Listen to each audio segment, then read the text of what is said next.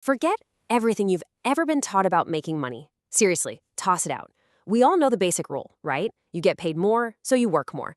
But what if I told you that for some of the absolute hardest working people on the entire planet, the exact opposite is true? Just think about it for a second. If your boss walked up to you right now and offered to double your hourly pay for the day, would you just pack up your stuff and go home at lunchtime? Of course not. Common sense tells us that when the pay goes up, you grind harder to maximize that cash. But, well, human behavior is messy, and the reality of how we act, especially when grueling, backbreaking physical labor is involved, is going to slap that common sense right in the face.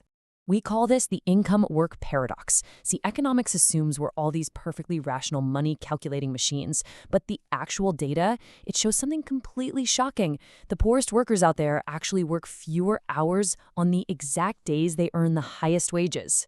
I know, it makes zero sense. Until, we actually look a little closer. Section 1. Kenya's human taxi drivers. To really dig into this mystery, researchers didn't go to Wall Street or Silicon Valley. They went to Western Kenya to study bicycle taxi drivers. And let me tell you, these guys are basically human engines. They perform physically brutal labor, hauling heavy cargo, and pedaling all day under a punishing, blistering sun. Researchers meticulously tracked exactly 257 of these drivers. And they didn't just casually ask them a couple of survey questions at the end of the week. No, they used highly detailed, self-reported logbooks every single day for 2 straight months. They treated this data not as dry, boring academic numbers, but as a real-time daily survival diary. Because the baseline reality for these men is just incredibly harsh. We're talking grueling, completely unpredictable 9-hour days. And for all that literal blood, sweat, and tears, they earn an average of just 145 Kenyan shillings a day. That is pure, unadulterated survival mode.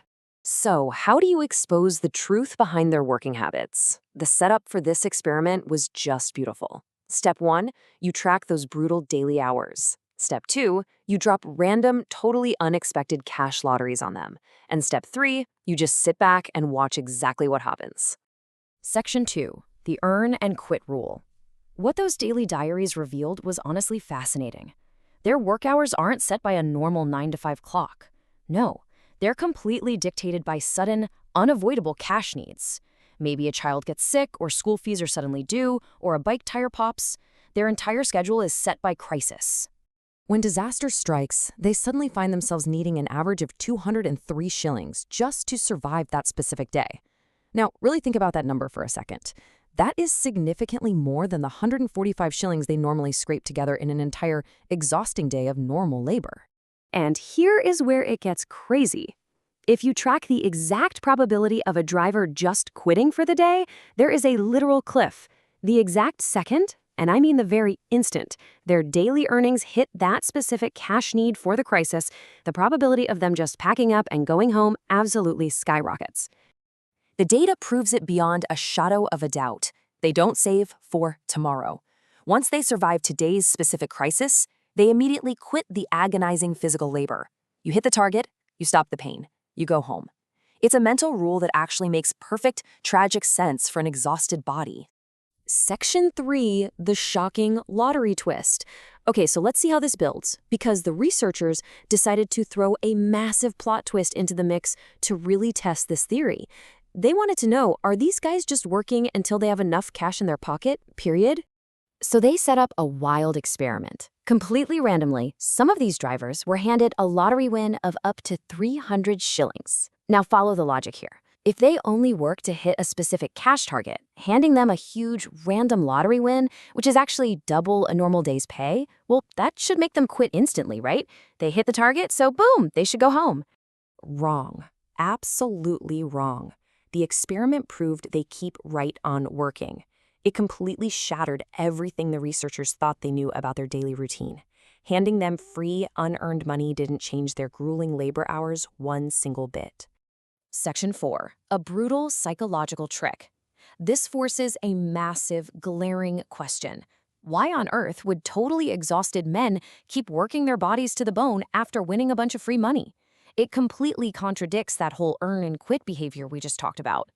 Well, the researchers discovered something truly profound. That daily target they set, it isn't actually about the total money sitting in their pocket.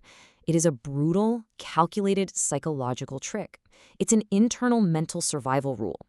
They use this incredibly rigid mental target over their earned sweat labor income to literally force their own exhausted bodies to get back on that bike and keep pedaling. I mean, really think about the psychology going on here. If a driver tells himself, I absolutely will not come home until I have physically earned the 100 shillings we need for school fees, he can't cheat the system. Committing to earning that cash through pure sweat is literally the only way they can overcome the intense, overwhelming, physical urge to quit early. That lottery win, it doesn't count because it wasn't earned in sweat. Section 5, the hidden survival cost. It is an absolutely brilliant hack for human willpower. But relying on this extreme psychological survival trick just to get through the day comes with a really tragic hidden price. It creates a massive inefficiency in how they spend their time and energy.